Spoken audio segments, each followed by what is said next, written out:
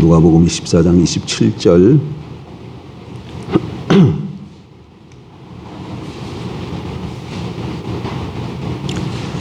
누가복음 24장 27절부터 35절까지 같이 봅니다. 27절입니다. 이에 모세와 모든 선지자의 글로 시작하여 모든 성경에 쓴 바 자기에 관한 것을 자세히 설명하시니라. 그들이 가는 마을에 가까이 가매 예수는 더 가려 하는 것 같이 하시니 그들이 강권하여 이르되 우리와 함께 유하시나이다. 때가 저물어 가고 날이 이미 기울었나이다 하니 이에 그들과 함께 유하로 들어가시니라. 그들과 함께 음식 잡수실 때에 떡을 가지사 축사하시고 떼어 그들에게 주시니 그들의 눈이 밝아져 그인 줄 알아보더니 예수는 그들에게 보이지 아니하시는지라. 그들이 서로 말하되 길에서 우리에게 말씀하시고 우리에게 성경을 풀어주실 때에 우리 속에서 마음이 뜨겁지 아니하더냐 하고 곧 그때로 일어나 예루살렘에 돌아가 보니 11 제자 및 그들과 함께한 자들이 모여 있어 말하기를 주께서 과연 살아나시고 시몬에게 보이셨다는지라. 두 사람도 길에서 된 일과 예수께서 떡을 떼심으로 자기들에게 알려주신 것을 말하더라. 아멘.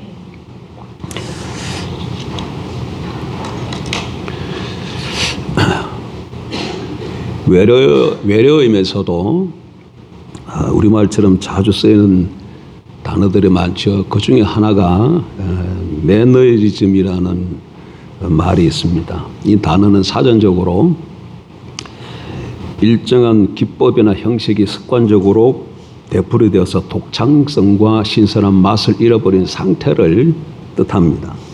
그러니까 우리말로 번역하면 타성 이렇게 표현할 수 있을 것 같습니다. 타성해졌다 이런 말들 쓰지요. 매너리즘에 빠지다. 근데 원래 이 단어는 예술 세계에서 쓰던 말인데 이제는 보편화되어서 쓰이고 있는 것이죠. 예컨대 오늘날 직장 생활의 최대의 적은 매너리즘이라고 이렇게 지적되고 있습니다.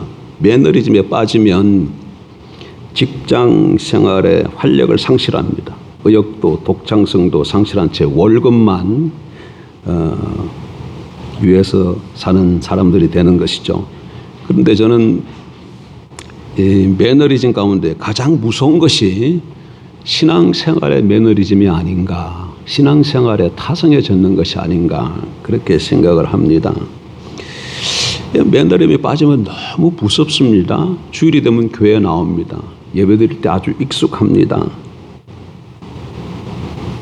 하지만 일종의 그 모든 것들이 습관에 지나지 않아요. 우리가 지금 부활절을 맞이했죠. 그러면 오늘 또 기독교 명절 중 하나인 부활의 날이 돌아왔구나 이렇게 생각하는 것이죠. 여러분 죽은 사람이 다시 살아났다, 부활했다 이게 사실이라면 우리의 존재를 뒤흔들어 깨울 만한 엄청난 사건 아닙니까? 죽었던 사람이 살아났다면 그걸 우리가 확실히 믿는다면 이거 엄청난 사건 아닌가요?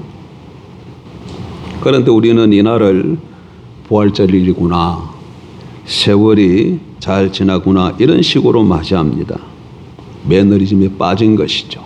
타성에 젖은 것이죠. 그러면 어떻게 하면 이 매너리즘에서 벗어날 수 있을까요? 예수님의 12 제자는 아니지만 그래도 예수님 주변에서 이렇게 얼쩡거리면서 갈릴리로 예루살렘으로 새로운 세상에 대한 기대를 가지고 예수님을 쫓은 사람들이 있었습니다. 두 사람이 있었습니다. 예수를 보니까 새로운 세상을 열 것 같거든요. 그래서 자기들의 모든 것을 좀 걸고 예수님을 따랐어요. 본문에 보니까 한 사람의 이름은 나와 있습니다. 글로 봐라 이렇게 나와 있어요. 그런데 한 사람의 이름은 나와 있지 않아요. 그런데 이렇게 이 사람들이 예수님을 기대하고 쫓았는데 예수님이 어느 날 갈보리 십자가에서 처형을 당하고 말았어요. 무덤에 묻히신 것이죠. 그러자 이 두 사람은 희망을 줬고 고향 엠마길로 돌아갑니다. 무슨 얘기인가요? 이제부터는 다시 그렇게 걸어온 지루한 일상이 반복되는 삶으로 매너리즘의 다시 삶으로 돌아가기로 한 것이죠. 그런데 이 길에서 그들의 일상을 깨는 기적이 일어났습니다. 그래서 고향으로 돌아가다가 기적을 보고는 그 발걸음을 다시금 예루살렘으로 바꾸어서 예루살렘으로 다시 돌아가요. 무엇이 그들의 이 삶을 이렇게 변화시켰을까요? 실망하고 낙심하며 고향으로 돌아가던 사람이 흥분을 하고 설레는 많은 마음을 가지고 다시 예루살렘으로 올라간다는 얘기죠. 본문에 보니까 부활하신 주님을 만났어요. 부활하신 주님을 만나니까 일상의 매너즘으로 다시금 돌아가던 그들의 삶에서 그들이 벗어나서 다시금 기대를 가지고 설레는 마음 가지고 예루살렘으로 올라갔습니다. 사랑하는 성도 여러분, 부활하신 주님을 만나는 거 이거 얼마나 복된 일일까요? 여러분들도 주님 만나고 싶지 않습니까? 예, 우리 일상이 그렇고 그런 삶이 반복되고 있다면 우리도 타성에 젖어 있어요. 오늘날 부활절이라고 주님 앞에 나왔지만 또 부활절 행사를 하고 계란을 나누어주고 또 뭐 이런 일정한 교제를 나누고 식사하고 또 그렇게 흘러가겠구나. 말은 안 해도 그렇게 생각하고 하루 예배를 드리고 있는 것이죠. 그렇다면 우리는 타성에 젖은 것이죠. 이런 삶에서 벗어나려면 예수님의 엠마오의 길에서 만났던 두 제자처럼 예수님을 만나야 합니다. 어떤 예수님을? 부활하신 예수님을 만나야 되는 것이죠. 오늘 예배를 통해서 부활하신 주님을 만나기를 주 이름으로 축복합니다. 부활하신 주님을 만나려면 어떻게 해야 되는가? 본문을 통해서 볼 때 한 3가지 정도 좀 우리가 살펴볼 수 있을 것 같아요. 첫째로 부활하신 주님은 어떻게 만날 수 있는가? 말씀을 통해서 만날 수 있어요. 말씀 연구하는 길이 부활의 주님을 만나는 첫 번째 길입니다. 부활의 주님을 만나는 길이 첫 번째 뭐라고요? 말씀 연구를 통해서 만날 수 있어요. 여러분, 슬픔과 절망 속에 엠마오 길을 걷던 두 제자에게 다가오신 주님이 첫 번째로 하신 일이 뭐예요? 무슨 일을 하셨습니까? 성경 말씀을 그들에게 풀어주셨어요. 27절 보십시다. 27절 보세요. 이에 모세와 모든 선지자의 글을 시작하여 모든 성경에 쓴 바 자기에 관한 것을 자세히 설명하시니라. 여기 모세와 선지자의 글 하면 이건 구약 성경 전체를 가르쳐 하시는 말씀이에요. 모세와 선지자면 뭐라고요? 무슨 시편이 빠졌지만 시가서 빠졌지만 어쨌든 모세와 선지자면 구약 성경 전반을 가르쳐 하는 말씀이에요. 근데 여기에 주님은 이 성경 말씀으로 자신이 누구인가를 지금 가르쳐 주고 있어요. 풀어서 자신이. 그 자신이 누군가를 계시해 주고 계시는 것이죠. 여러분, 성경의 핵심은 실로 예수 그리스도가 아니겠습니까? 성경은 참으로 다양한 여러 가지 정보를 전달하지만 그 유일한 초점은 예수 그리스도이십니다. 예수 그리스도이세요. 그래서 요한복음 5장 39절은 이렇게 말씀하십니다. 너희가 성경에서 영생을 얻는 줄 생각하고 성경을 연구하거니와 이 성경이 곧 내게 대하여 증거하는 것이니라. 성경이 누구에 대해서 증거한다고 말씀하고 있습니까? 예수 그리스도에 대해서 증거하고 한다고 그렇게 말씀하고 계시죠. 그러므로 말씀을 연구하는 길은 부활하신 주님을 만나는 첫 번째 길이에요. 첫 번째 길이에요. 그래서 성경을 보라고 자꾸 교회에 나오게 되면 그렇게 얘기를 하지 않습니까? 왜 그런가요? 성경을 통해서 말씀을 통해서 주님을 만날 수 있기 때문에 그런 것이죠. 주님을 만나고 주의 음성을 듣고 주님이 어떤 분인가 더 깨달아 가지고 그래서 주님으로부터 새 힘과 능력을 공급받기 때문에 그래서 자꾸 말씀 보라 그러는 것이죠. 저는 어떤 사람이 성경을 연구했는데도 불구하고 주님을 만날 수 없었다고 그렇게 말하는 분이 있다면 이렇게 말씀드리고 싶습니다. 성경을 잘못 연구했기 때문에 그렇다고. 여러분, 성경을 읽는다고 해서 다 성경을 통해서 주님을 만나는 건 아니에요. 성경을 읽는데 성경에 나와 있는 말씀을 하나도 안 믿어. 예를 들면 오병이의 기적도 예수님이 무리로 걸어가신 사건도 이런 것도 다 믿질 않아요. 그냥 이것은 신화에 지나지 않는다. 예수님을 신격화하기 위해서 제자들이 그렇게 꾸며낸 이야기다. 그렇게 믿고 성경을 읽는다면, 사람의 말로 읽는다면 거기서 어떻게 주님을 만날 수 있겠습니까? 여러분, 지금 똑같은 기독교는 십자가를 다 걸었지만 교회 기둥마다, 그러나 우리처럼 저희 교회처럼 이렇게 신구약 66권을 하나님의 말씀으로 다 받는다고 생각하면 오산입니다. 많은 교회가 신구약 66권 성경을 하나님의 말씀으로 받고 있지를 않아요. 인간의 책으로 읽는 교회가 많아요. 대표적으로 무슨 교회라고 말할 수는 없지만 교단적으로 얘기하면 기장이나 감리교나 통합축도 마찬가지예요. 다 변질되었어요. 정통에서 다 벗어났어요. 그런 사람들에게 무슨 그런 교단에 무슨 말씀을 통해서 주님을 만날 수 있는 은혜가 부어지겠습니까? 아닙니다. 하나님이 우리에게 주신 성령의 영감으로 감동된 말씀으로 인정을 하고 이 말씀을 읽고 묵상하고 연구할 때에 이 부활하신 주님이 친히 우리에게 만나 주실 줄 믿습니다. 예심 성교회에 주로 이제 뭐 저보다 저 또래나 저보다 나이가 좀 어린 사람들, 근데 저보다 나이가 한 10살 많은 분도 또 계신데 문은숙 장로님이라고 계셔요. 동산교회 장로님이신데 그분이 자기가 어떻게 예수를 믿게 됐는가를 간증하는 걸 들은 적이 있었어요. 김인중 목사님이 원곡동에 처음 교회를 개척하고 이렇게 그 채권 장사들 들고 다니는 그런 가방 하나 들고 이렇게 빨간 넥타이를 메고 이렇게 동네를 가가호 방문하면서 전도를 하셨다는 거죠. 그래서 자기한테도 전도를 하대. 그래서 자기는 안 믿었다는 거야. 하나님이 어디 있어? 예? 그런 소리 하지 말라고. 그랬는데 그때는 강도사였는데 김인중 강도사가 선생님 하나님이 계신 걸 못 믿으십니까? 하나님이 그러면 계신지 안 계신지 그걸 확실하게 좀 확인을 하고 하나님을 안 믿든지 믿든지 하셔야 되지 않겠습니까? 그럼 어떻게 하면 그걸 확인할 수 있겠냐고 물었더니 성경을 읽으면 확인할 수 있다는 거예요.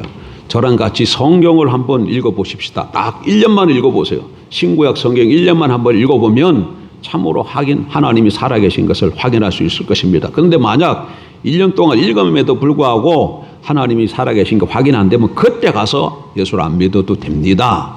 그렇게 한번 해보시죠. 그랬더니 이분이 그렇게 하겠다고 약속을 하고 금요일 날부터 이렇게 둘이서 만나서 성경을 읽기 시작했대요. 물론 두 사람만 아니고 금요일에 가보니까 다른 사람들도 같이 와 있더라는 거죠. 그래서 그때부터 창세기 1장 1장부터 읽기 시작했다는 거예요. 그런데 창세기 1장 1절부터 걸렸다는 거예요. 창세기 1장 1절이 뭐예요? 태초에 하나님이 천지를 창조하시니라. 그러니까 이 문장로님이 이걸 읽으니까 이건 말도 안 되다라는 얘기지. 처음에 태초야, 태초. 그래서 물었다는 거야. 당신 태초가 언제인 줄 아냐고. 세상이 만들어지기 이전 그런 때가 아니냐. 그 태초에 당신 가봤어? 예? 그러니까 안 가봤죠. 그런데 어떻게 무슨 태초 얘기를 하냐. 태초에 그 하나님이 천지를 만들었다. 이런 이상한 얘기를 하냐. 그래도 계속 한번 읽어보십시다. 그러면서 어쨌든 이런 옥신각신하면서 성경을 읽기 시작했다는 것이죠. 성경을 꾸준히 읽어가는 동안에 여러 가지 의문도 있었지만 그런 중에 마음이 부드러워지고 그러는 중에 말씀을 통해서 주님을 만났다고 하는 것이죠. 그리고 지금은 그 교회의 첫 번째 장로님이 되어지고 지금은 은퇴하셨지만 지금도 전도에 대한 열정을 가지고 자기가 만났던 예수님을 전하기 위해서 80이 넘었어요. 82세가 되는데도 예심전도 사관학교에 나와서 훈련받고 있습니다. 그리고 친구들에게 주위의 사람들에게 복음을 전하고 계셔요. 그분은 뭘 통해서 예수님을 만나셨다고? 성경을 읽음으로 말씀을 연구함으로 그런 줄 압니다.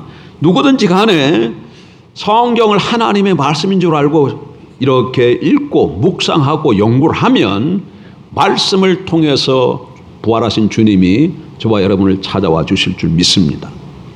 두 번째, 부활하신 주님 만나려면 어떻게 해야 됩니까? 첫 번째 말씀 연구의 길이고 두 번째 성도 교제의 길입니다.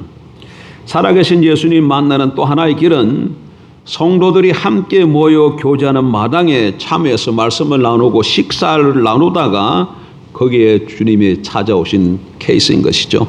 본문 보십시다. 엠마오 길의 두 제자가 그런 경험을 했지요. 30, 31절입니다. 그들과 함께 음식 잡수실 때에 30절 그들과 함께 음식 잡수실 때에 떡을 가시사 축사하시고 떼어 그들에게 주시니 그들의 눈이 밝아져 그인 줄 알아보더니 예수는 그들에게 보이지 아니하시는지라. 뭐 하다가 예수님 만났다고요? 교제하고 떡을 떼다가 식사 교제하다가 주님이신 것을 그들이 발견한 것이죠. 예, 여러분, 이건 성도의 교제를 통해서 주님 만난다는 것은 이건 주님의 약속이기도 해요. 여러분, 요한복음 18장 20절 말씀 그냥 한번 잘 들으십시오. 한번 찾아볼까요? 요한복음 18장 20절 30페이지. 두세 사람이 내 이름으로 모인 곳에는 나도 그들 중에 있느니라. 두세 사람이 내 이름으로 모인 곳에, 주의 이름으로, 예수의 이름으로 모인 곳에 나도 그들 중에 있느니라. 여기 그들 중에 있다고 했을 때 그들 중에는 그들 가운데라는 뜻이에요. 그러니까 두세 사람이 성도들이 주님을 높이기 위해서 이렇게 모여서 말씀을 나누고 식사를 하는 그런 교제 가운데 누가 함께 계신다는 거예요? 주님이 함께 계신다는 얘기예요. 그러니까 주님이 만나는 두 번째 만나는 또 다른 길은 뭘 통해서 만날 수 있다는 거예요? 성도의 교제를 통해서 만나고 수 있다는 거예요. 그러니까 성도들이 이렇게 몇 사람이 모여서 말씀을 나누고 떡을 나누고 식사를 하고 차를 마시고 이렇게 교제하면 거기에 누가 임하시기 때문에? 주님이 찾아오시기 때문에. 주님이 찾아오시고 성경이 지금 그렇게 약속을 하고 계세요. 그래서 소그룹으로 모이는 것이 너무너무 중요합니다. 여러분, 소그룹으로 모이는 것이. 우리도 오후에 점심 식사를 마친 후에 이렇게 몇 사람씩 만나서 이렇게 교제를 나누자요. 그 교제가 참 중요합니다. 그때 만났을 때 아이고 집사님 그 옷이 참 이쁘네. 그 옷 어디서 샀어? 오늘 눈썹이 참 이상한데 그 눈거린 거 그거 어디서 그런 걸 파는 거야? 뭐 이런 얘기 하지 말고 그런 거 안 그래도 다 이쁘고 다 아름다우니까 그런 얘기는 좀 접어두고 오전에 받은 말씀 나는 오늘 말씀 때 이런 부분이 좀 은혜가 있었는데 또 어떤 부분은 이런 부분은 좀 잘 이해가 안 되더라. 그건 무슨 뜻이야? 이렇게 서로 물어보고 말씀으로 나누고 그다음에 차를 마시고 이러는 동에 그 가운데 누가 가신다는 거예요? 그 교제 가운데 주님이 함께 하시고 그러는 중에 만나는 사람들이 생길 수 있다는 것이죠. 이렇게 주님 만나고 싶습니까? 부활의 주님을 만나고 싶습니까? 성도 간의 속으로 모이는 교제 시간을 자주 가지십시오. 이게 너무너무 중요해. 근데 우리 이게 좀 약한 것 같아. 뭐 사람도 많지 않아서 그렇게 하긴 하지만 어쨌든 소그룹으로 만나서 떡을 나누고 식사하고 말씀을 나누는 그 자리에 주님이 함께하고 하셨기 때문에 부활의 주님을 만나는 두 번째 길이 무슨 길이다? 성도 교제의 길이다. 다시 한번 그러면 부활의 주님 만나는 첫 번째 길은 말씀 연구의 길. 말씀을 풀어서 줄 때에 제자들이 깨달았고 두 번째 친교할 때 식사할 때 주님 만나고 세 번째 주님이 만나는 길은 성경 체험의 길입니다. 여러분 신앙생활을 활력 있게 하는 성도를 만나보게 되면 뭔가 신앙의 체험을 가진 것을 알 수 있어요. 저는 물론 우리의 모든 신앙 체험이 건강하다고는 생각하지 않습니다. 모든 어떤 신앙 체험 잘못하면 아주 이상한 사람 될 수 있어요. 성경에 근거한 성령의 체험을 해야 합니다. 성경에 근거한. 오늘 본문에 보게 되면 한번 보십시다.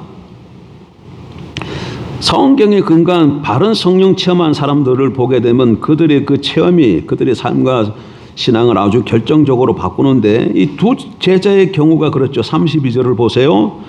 그들이 서로 말하되 길에서 우리에게 말씀하시고 우리에게 성경을 풀어주실 때에 우리 속에서 마음이 뜨겁지 아니하더냐 하고. 여러분 이게 뭐예요? 이게 성령 체험이잖아요. 성경을 말씀을 쭉 풀어주실 때 마음이 어떻게 했다고요? 뜨거웠다는 거지. 이게 성령 체험입니다. 예? 요한에서 내가 회심을 체험하는 순간 뭐라고 얘기합니까?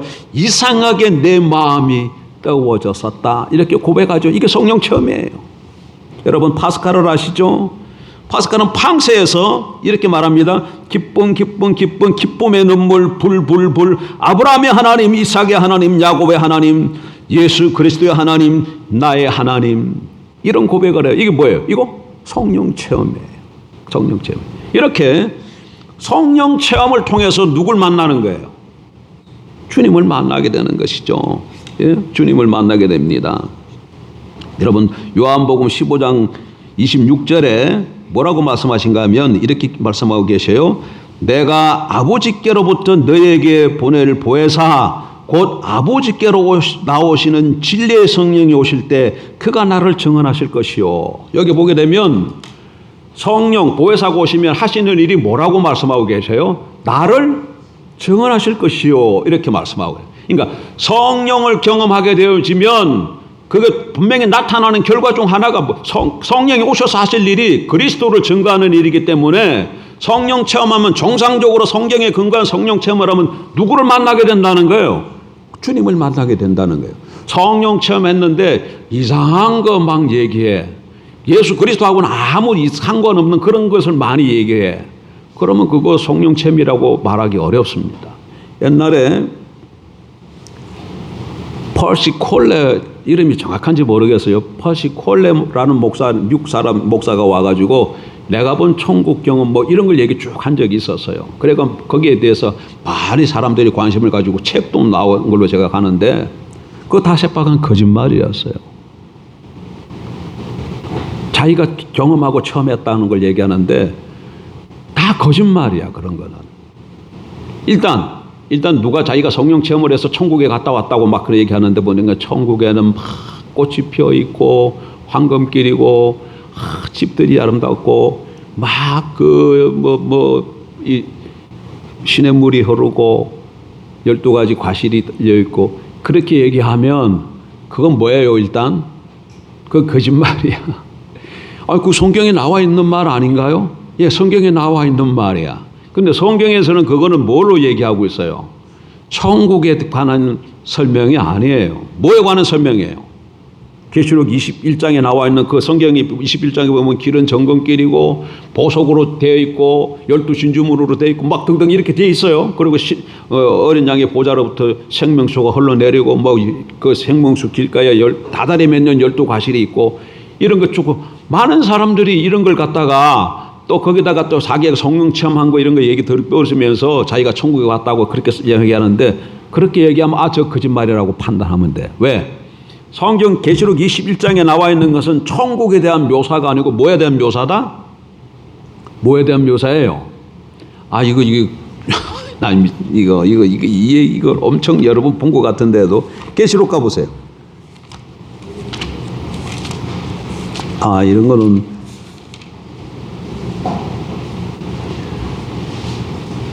계시록 21장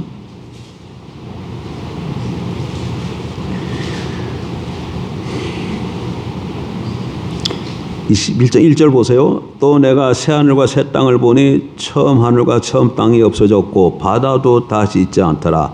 또 내가 보며 거룩한 성 새 예루살렘이 하나님께로부터 하늘에서 내려오니 그 준비한 것이 신부가 남편을 위하여 단장한 것 같더라. 내가 들으니 보좌에서 큰 음성이 나서 이르되 보라 하나님의 장막이 사람들과 함께 있으며 하나님이 그들과 함께 계시리니 그들은 하나님의 백성이 되고 하나님의 친히 그들과 함께 계셔서 모든 눈물을 그 눈에서 닦아주시니 다시는 사망이요 고통하는 것이나 곡하는 것이나 아픈 것이 다시 있지 아니하리니 처음 것들이 다 지나갔음이라. 여기까지는 지금 뭐에 관한 설명이에요? 새하늘과 새 땅 가운데에서 그 다음에 거룩한 새 예루살렘이 내려오는데 신부가 신랑을 위해서 단장 같은 모습으로 거룩한 새 예루살렘이 내려오고 거기에 하나님이 거하셔서 이런 일들이 생긴 것을 쭉 설명하고 있죠. 그 다음에 9절부터 보세요. 7 대접을 가지고 마지막 7 재앙을 담은 7 천사 중 하나가 나와서 내게 말하여 이르되 이리 오라 내가 신부 곧 어린 양의 아내를 내게 보이리라 하고 아까 저게 하늘에서 뭐가 내려왔어요? 거룩한 성 예루살렘이 내려왔는데 신부가 신랑을 위하여 단장한 것 같더라 이렇게 얘기를 했어요. 2절에 21장 2절에 그 다음에 9절로 보면 7 대접을 가지고 마지막 7 재앙을 담은 7 천사 중 하나가 나와서 내게 말하여 이르되 이리 오라 내가 신부 곧 어린 양의 아내를 내게 보이리라 하고 신부 곧 어린 양의 아내를 보이기를 이렇게 얘기합니다. 신부 곧 어린 양의 아내는 누굴 두고 하는 얘기예요? 어린 양의 아내는 누구예요? 어린 양은 누구죠? 예수님이 어린 양이시잖아요. 그러면 어린 양의 아내, 예수님의 아내는 누구예요? 교회잖아요. 이건 확실한 거죠. 어린 양이 예수님이고, 그러면 어린 양의 아내를 보여주겠다고 했으니까 어린 양의 예수님의 아내는 누구예요? 교회예요. 교회가 어린 양의 아내예요. 그거는 다른 서신서를 통해서도 알 수 있죠. 자, 그 다음에 보세요. 10절, 9절. 내가 신부 곧 어린 양의 아내를 내게 보이리라 하고, 10절. 성령으로 나를 데리고 크고 높은 산으로 올라가 하나님께로부터 하늘에서 내려오는 거룩한 성 예루살렘을 보이니, 어린 양의 아내를 보여주겠다고 데려갔는데 나타난 건 뭐가 나타났어요? 거룩한 성 예루살렘이 나타났어요. 그러면 거룩한 성 예루살렘이 뭐라는 거예요? 어린 양의 아내라는 것이잖아. 어린 양의 아내를 보여주겠다 하고 성령이 높은 데로 데려갔는데 거룩한 성 예루살렘이 내려왔으니 거룩한 성 예루살렘이 어린 양의 아내죠. 그럼 어린 양의 아내는 뭐예요? 교회니까 거룩한 성 예루살렘이 뭐라는 거예요? 교회라는 거예요. 거룩한 성 예루살렘이 뭐예요? 교회입니다. 그 다음 보세요. 그 다음 11절. 10절. 하늘에서 내려오는 거룩한 성 예루살렘이 보이네. 11절. 하나님의 영광이 있어 그 성의 빛이 지극히 귀한 보석 같고 벽옥과 수정같이 맑더라. 그러면 12절 이해는 쭉 22장 5절까지는 거룩한 성 예루살렘에 대한 설명이에요. 예루살렘 설명이에요. 예?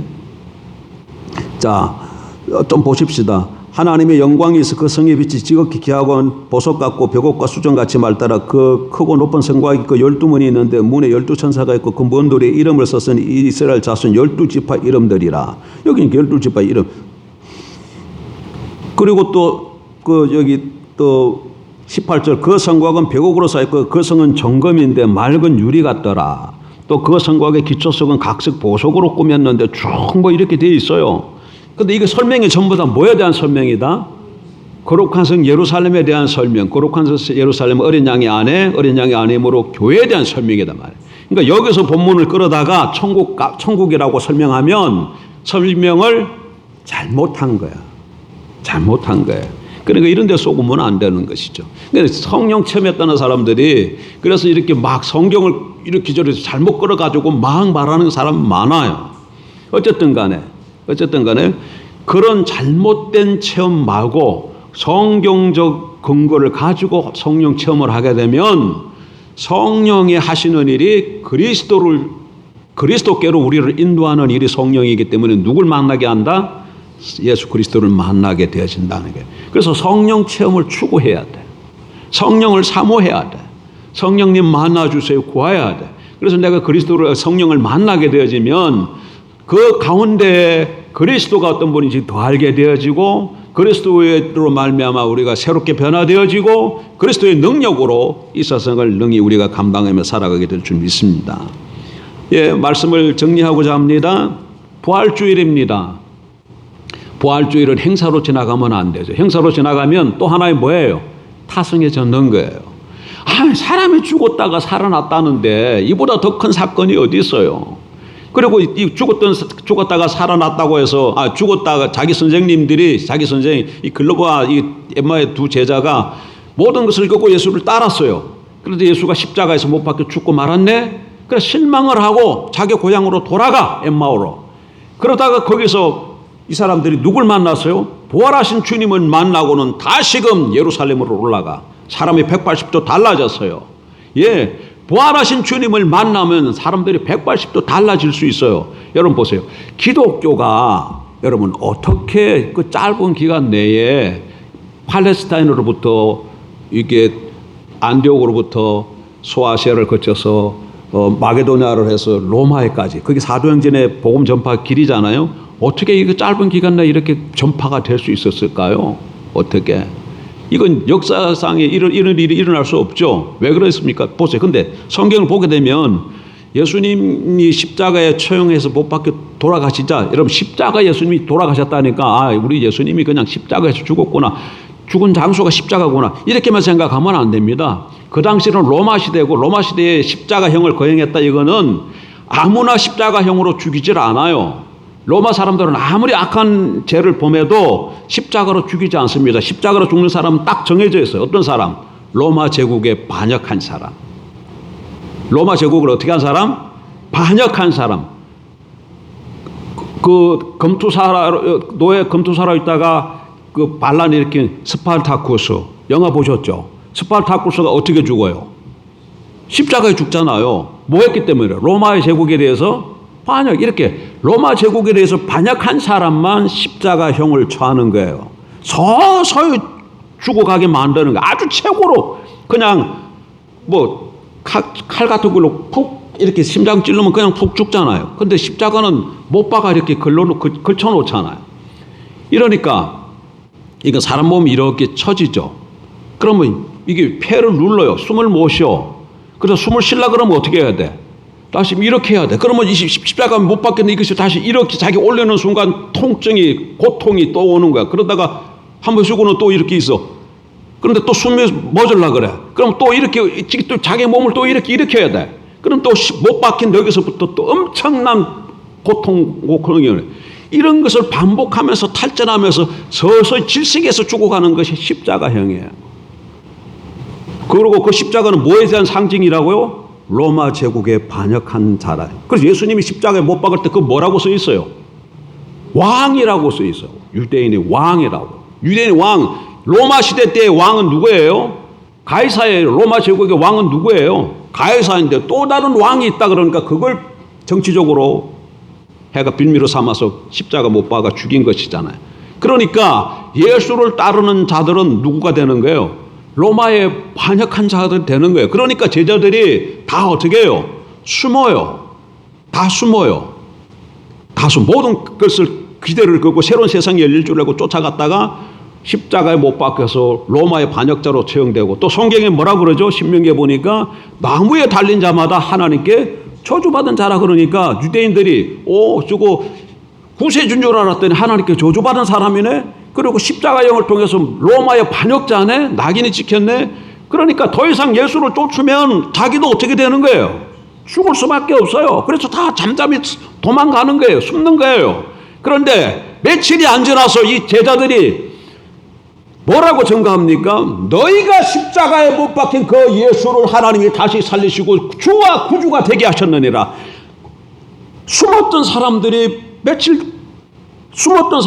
며칠이 안 지나서 예수를 증거하기 시작합니다. 도대체 제자들에게 무슨 일이 있은 거예요? 무슨 일이 일어난 거예요? 여러분, 예수님이 십자가에 못 박혀 죽고 장사 지난 거 하고 제자들이 막 나가서 이제 복음 전하기 시작하는 거고 시간이 많이 지나간 것 같죠? 아니에요. 며칠 안 지났어요. 그런데 며칠 안 지났는데 사람들이 무서 숨었는데 사람들이 나타나서 뭐라고 얘기한다고? 너희가 십자가에 못 박은 그 예수라고 얘기해. 너희가 십자가에 못 박은 그 예수를 하나님이 다시 살리셨다고. 무슨 일이 벌어졌어요? 부활하신 주님을 만난 것이죠. 부활하신 주님을 만나니까 두려워서 벌벌 떨고 문을 걸어 잠그고 숨어있던 그 사람들이 문을 열고 젖히고 나와서 많은 사람들 앞에서 예수 그리스도를 증거하고 있는 것이죠. 주님, 부활하신 주님을 만나면 사람이 달라집니다. 부활하신 주님을 만나면 변하게 되어 있습니다. 부활하신 주님을 만나면 능력의 사람으로 오늘도 살아갈 수 있습니다. 부활하신 주님을 만날 때 주님이 우리의 희망이 되고 구원이 되고 사랑이 되고 우리의 모든 것이 되는 것이죠. 부활절날 부활하신 주님을 만남으로 이런 모든 축복이 저와 여러분에게, 여러분 가정에게, 우리 교회에게 임하길 주의 이름으로 축원합니다. 기도하십시다.